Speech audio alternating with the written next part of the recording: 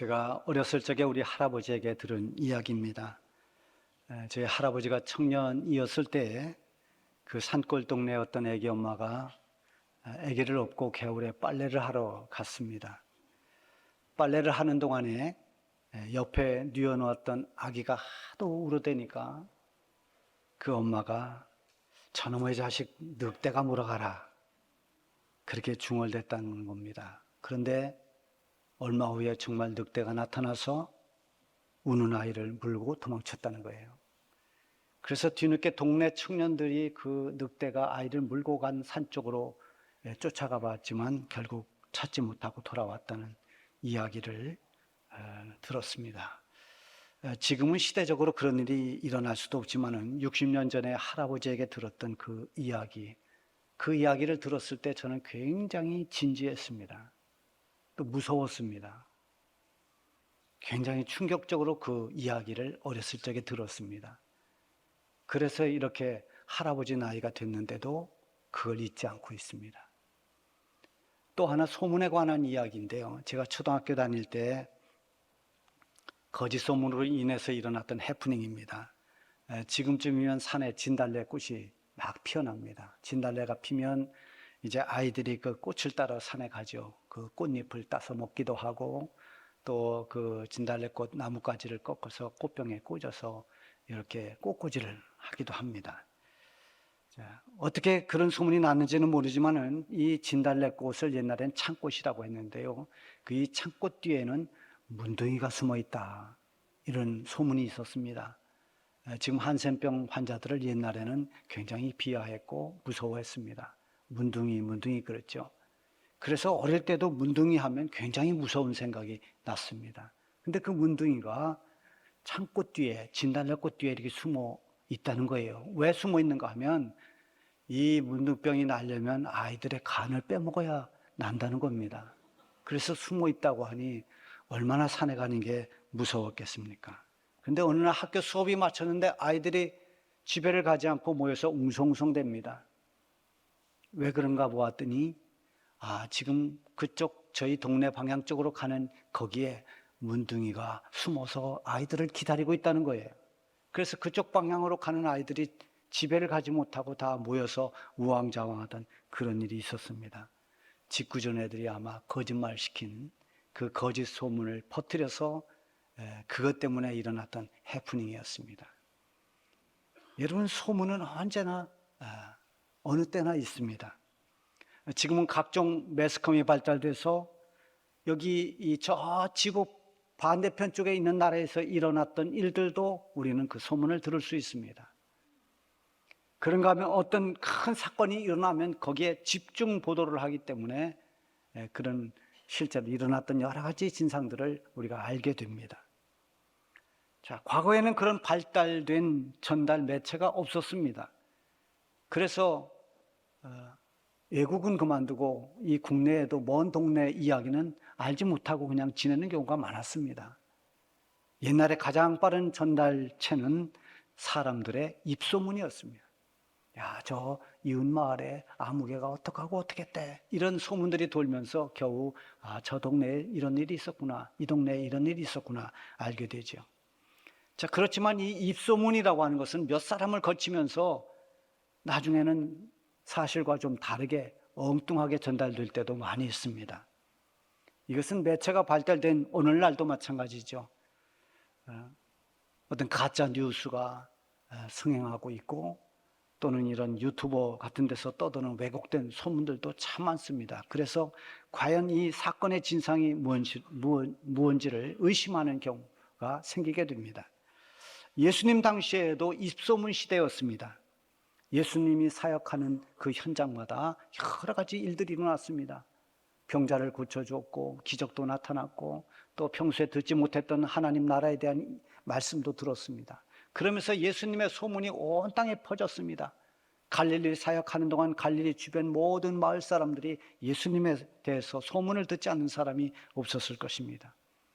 특별히 이제 예수님의 마지막 사역인 십자가 사역을 하기 위해서 예루살렘에 들어와서 십자가에 죽으셨을 때 예루살렘 성내에 온통 예수님의 소문으로 가득 찼습니다. 예수님이 십자가에 죽으셨대. 그분이 누구래? 뭐 여러 가지 소문들이 일어났어요. 뿐만 아니라 예수님이 사흘 만에 다시 부활했을 때 부활의 소문도 퍼졌습니다. 예수님이 무덤에서 사라졌다. 새벽에 여인들이 가봤는데 그곳엔 예수님의 시체가 없더라. 그리고 천사가 나타나서 예수님 살아났다는 얘기를 들었다. 자, 그 소문을 들은 사람들의 반응이 다 달랐을 것입니다. 바리새인이나 이 서기관 같은 사람들은 예수님의 부활의 소문을 덮으려고 했을 겁니다. 어떤 사람들은 많이 놀랐을 것입니다. 어떤 사람은 설마 그런 일이 일어났으랴 하고 의심을 하는 사람들도 많았을 것입니다. 그러는 가운데 예수님을 따르던 사람들 중에 두 사람이 예루살렘을 떠나서 저 엠마오라고 하는 25리 되는 10km 떨어진 마을로 지금 내려가고 있습니다. 여기서 우리가 눈여겨보아야 될 것은 이들이 가고 있는 그 길, 어디로 가고 있냐, 엠마오냐 어디냐, 이게 중요한 게 아닙니다. 또 예루살렘에서 그 마을까지 얼마나 떨어져 있는 25리가 되느냐 30리가 되느냐가 그것도 역시 중요한 거 아닙니다. 왜 그들이 지금 예루살렘을 떠나고 있는가 하는 것입니다. 이들은 얼마 전까지만 해도 예수님을 위대한 선지자로 보았습니다. 뭔가 이스라엘의 새로운 변화를 일으킬 그런 이스라엘을 구원할 메시아로 그들은 기대하며 따르던 제자들 중에 한 사람, 그런 사람들이었습니다. 제자들이었습니다. 그들은 예수님의 말씀을 듣기도 하고 예수님의 능력을 보기도 했을 것입니다. 그리고 예수님이라면 이 로마의 세력을 몰아내고 이스라엘 민족의 새로운 해방을 가져다 줄 그런 분이라고 기대에 부풀어서 따라다녔던 사람들입니다. 아마 예수님께서 나귀를 타고 예루살렘 성에 입성할 때 그때 이들도 역시 종려나무 가지를 흔들며 호산나 호산나 그렇게 주님 오심을 환영하면서 이제 예루살렘에 입성하는 예수님이 뭔가 새로운 세상을 가져올 것이라는 그런 기대를 하면서 새롭게 열릴 세상을 꿈꾸던 그런 사람들이었을 것입니다. 그런데 기대했던 예수님의 모습은 의외였습니다. 이사야가 예언한 것처럼 그는 도수장으로 끌려가는 양처럼 말이 없었습니다. 털 깎는 자 앞에서 잠잠한 양처럼 아무 저항도 하지 않고 모든 곤욕을 그대로 당하셨습니다. 십자가에 못 박혀 죽기까지 그 당하신 모든 고통을 말없이 다 견뎌내면서 결국 십자가에 못 박혀 죽으셨습니다. 그리고 3일째 되는 날 두 사람이 지금 예루살렘을 떠나고 있는 것입니다. 그 길은 실망과 낙심의 길입니다. 슬픔의 길이었습니다. 그들의 얼굴에는 슬픔이 가득했습니다. 소망을 잃어버린 채 내려가고 있는 길입니다. 이런 길뿐만이 아니라 우리 신앙생활도 때로는 독수리 날개치며 올라가는 것처럼 그렇게 우리의 믿음이 올라갈 때도 있는가 하면 낙심과 실망으로 인해서 한없이 곤두박질 칠 때도 있습니다. 지금 이들은 실망해서 그들의 믿음조차도 지금 다 내리막길을 가고 있는 겁니다. 그들이 가는 그 길에 부활하신 예수님이 동행하셨습니다. 그렇지만 그들의 눈이 가려져서 예수님을 알아보지 못했다고 했습니다. 슬픈 빛으로 엠마오를 향해 걸어가고 있는 이 두 사람에게 예수님이 묻습니다. 너희가 지금 무슨 말을 하고 있었느냐? 그 중에 글로바라고 하는 사람이 의아한 듯이 대답합니다. 가만히 보니까 당신도 저 예루살렘에서 내려오는 것 같은데, 아니 예루살렘에 거주하면서 최근에 있었던 일을 당신은 모르느냐? 어찌 당신만 모르고 있느냐? 아, 그게 무슨 일입니까? 그건 바로 나사렛 예수의 일입니다. 그분은 모든 일에 남다른 선지자였습니다. 대제사장들과 관리들이 그를 사형 판결에 넘겨져서 그가 십자가에 못 박혀 죽었습니다. 자, 이것이 지금까지 있었던 일이었습니다. 그런데 21절에 보면 이 일에 대한 실망감, 아쉬운 그런 마음이 이 말에 담겨 있습니다. 21절에 보면 우리는 이 사람이 이스라엘을 속량할 자라고 바라노라. 전에 있는 이 성경에 보면 속량할 자를 구속할 자다 이렇게 기록이 되어 있어요. 그럼 이스라엘을 속량한다, 이스라엘을 구속한다, 이것은 메시아의 역할입니다. 당시 메시아에 대한 개념이 두 가지가 있었어요. 우리의 영혼을 구원하는, 그래서 죄로부터 해방시키는 이 영혼의 메시아, 그리스도로서의 메시아. 또 하나는 지상의 메시아입니다. 이 땅에 새로운 그런 바람을 일으킬 그런 메시아. 예수님의 죽으심 이후에 실망하고 예수님을 따르던 길을 다 포기하고 제 길로 갔던 사람들은 다 이런 이스라엘의 해방을 꿈꾸면서 예수님을 따랐던, 지상의 메시아를 기대했던 그런 사람들이었습니다. 아마 글로바를 비롯한 또 한 사람, 이들도 역시 그런 사람들이었을 것입니다. 그들도 로마의 집에서 해방될 뿐만 아니라 그 당시에 너무나 가난하게 찌들려 살던 그런 민중들, 그런 대다수의 백성들, 그런 민중들에게 새로운 변화를 일으킬 그런 세상을 뒤바꿔 놓을 그런 메시아로 기대했는데, 예수님은 죽음으로 허망하게 모든 기대를 끝내버렸습니다. 그래서 그들은 실망하면서 슬퍼하면서 예루살렘을 떠나서 엠마오로 가고 있는 것입니다. 여러분, 예수 믿는 믿음은 나의 기준에서 바라는 기대나 꿈이 아닙니다.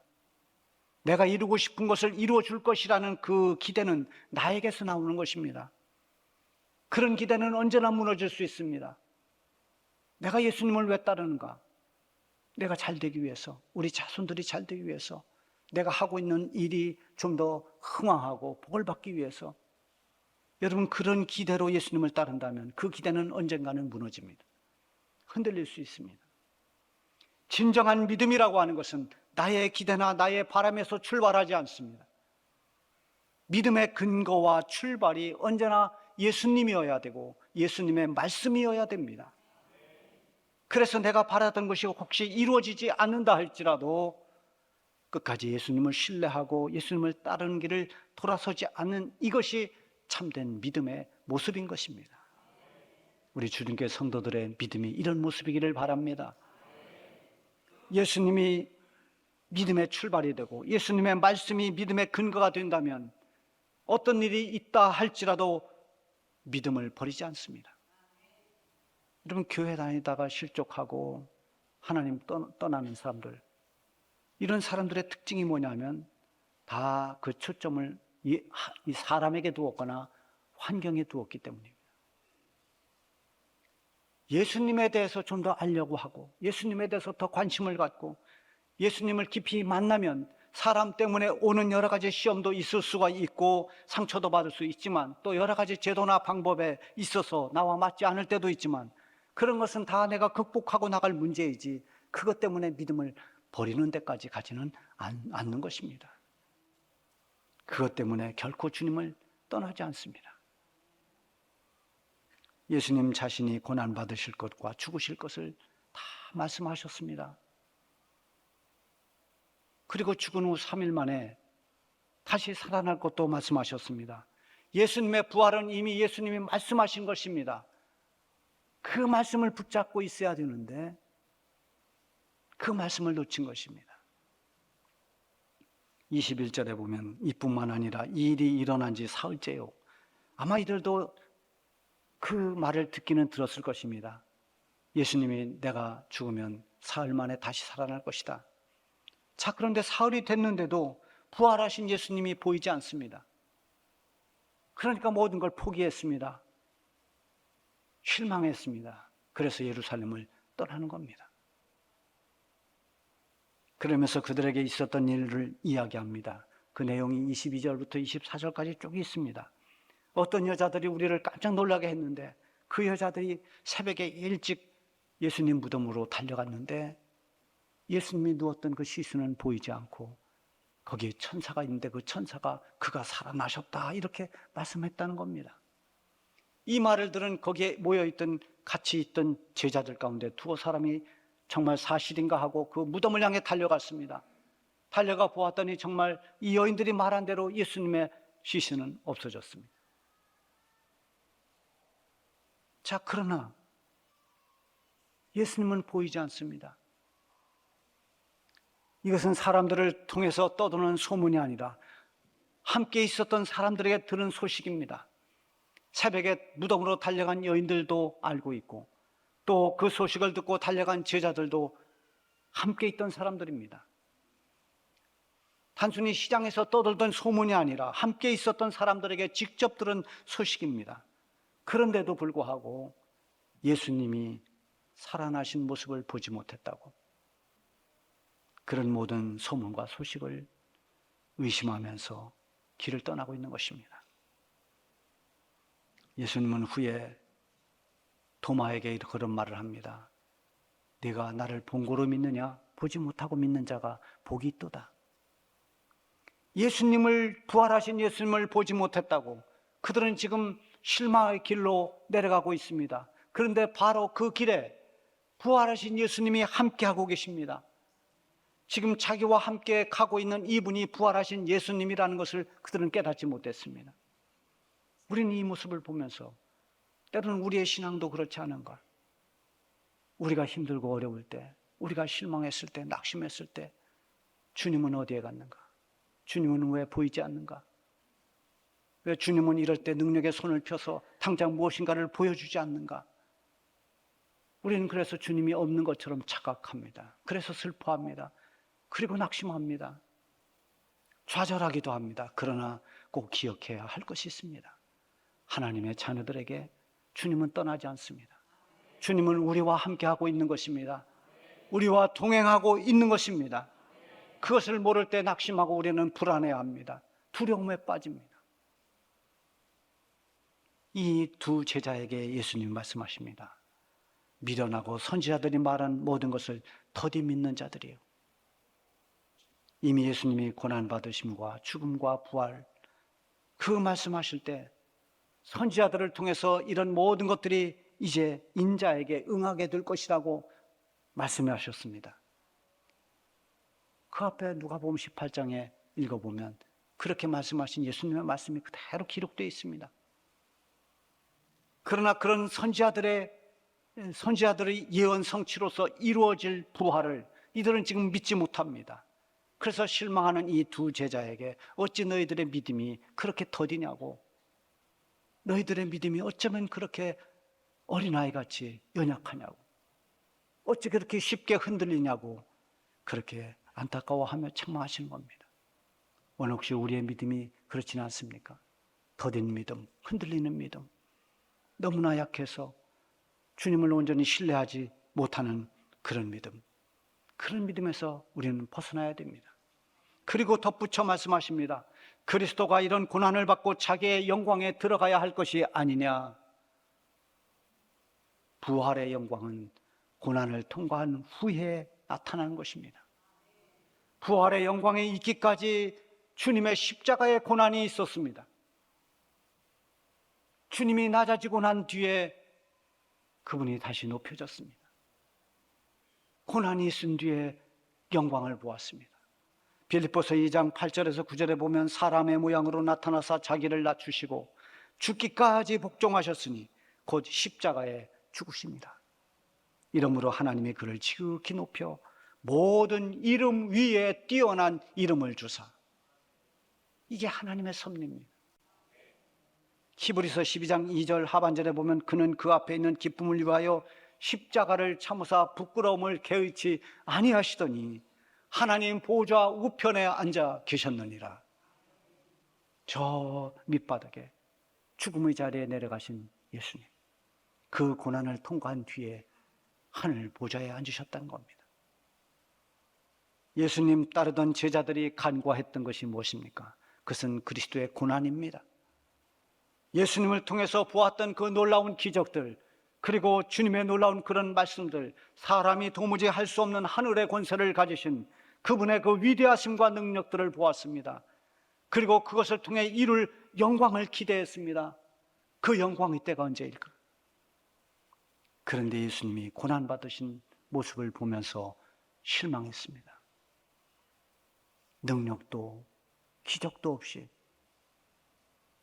모든 고난을 다 끌어안고 죽으시는 예수님의 모습을 이해할 수가 없었습니다. 예수님을 향한 그런 기대는 그래서 배신감이 되었고 실망이 되었습니다.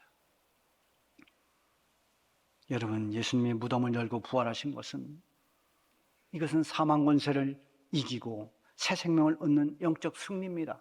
부활의 영광입니다. 이 부활이 있기까지 우리 주님이 얼마나 많은 고난을 받으셨습니까? 예수님의 고난은 반드시 거쳐야 할 하나님의 섭리였고 뜻이었습니다. 그것을 거치지 않으면 안 됐습니다. 예수님의 십자가 죽음이라고 하는 고난이 있었기 때문에 우리의 모든 죄 문제가 해결될 수 있었던 것입니다.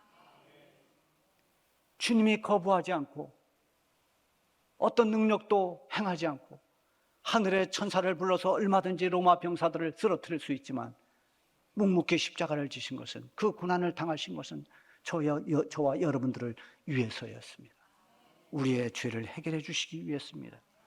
우리가 구원의 영광에 이르려면 죄 문제가 해결돼야 하는데 그 죄짐을 예수님께서 직접 다 감당하시기 위해서 고난을 받으신 것입니다. 그러기에 예수님의 그 고난은 하나님의 뜻이었습니다. 우리에게 주어진 부활의 영광, 구원의 영광이 있기까지 주님의 고난이 있었다는 것을 기억해야 합니다. 그리고 우리도 이 믿음의 길에서 주님을 따르고 믿음을 지키기 위해서는 고난이라는 이 연단의 과정을 거쳐야 한다는 것을 잊지 않기를 바랍니다. 로마서 8장 17절 하반절에 보면은 우리가 그와 함께 영광을 받기 위하여 고난도 함께 받아야 할 것이니라. 여러분, 우리는 고난을 싫어합니다. 또 고난에 대해서 오해할 때도 있습니다. 율법적 사고를 가진 사람들은 고난을 죄의 대가라고 생각합니다. 예수님 제자들이 날 때부터 맹인된 사람을 향해서 저 사람의 죄는 부모의 죄입니까? 자기의 죄 때문입니까? 이렇게 물었습니다. 그러나 고난은 하나님의 뜻을 이루는 하나의 과정입니다. 하나님의 영광을 나타내려고 거치는 연단의 과정입니다. 예수님의 고난과 십자가의 죽음을 보고 사람들은 예수님을 실패한 선지자라고 보았습니다. 영광에 이르기 전에 고난이 있다는 사실을 몰랐기 때문입니다. 예수님의 부활은 그리스도인들에게 최고의 기쁨이요 감동이고 축복입니다. 예수님의 부활로 우리도 부활의 영광에 이르게 되고 예수님의 부활로 말미암아서 우리의 믿음은 헛되지 않고 영생을 얻는 구원에 이르게 된 것입니다. 하지만 부활의 영광이 있기까지 고난이 있었습니다. 부활의 주님을 믿고 따르는 우리 모든 그리스도인들도 우리의 살아가는 삶에 고난이 있습니다. 그러나 고난 뒤에 오는 영광이 있기에 우리에게 지금 어떤 시련과 어떤 고난이 있다 할지라도 결코 낙심하고 실망하지 않기를 바랍니다. 영광의 그날이 오기까지 흔들리지 않는 믿음과 부활의 소망을 가지고 날마다 살아갈 수 있기 바랍니다.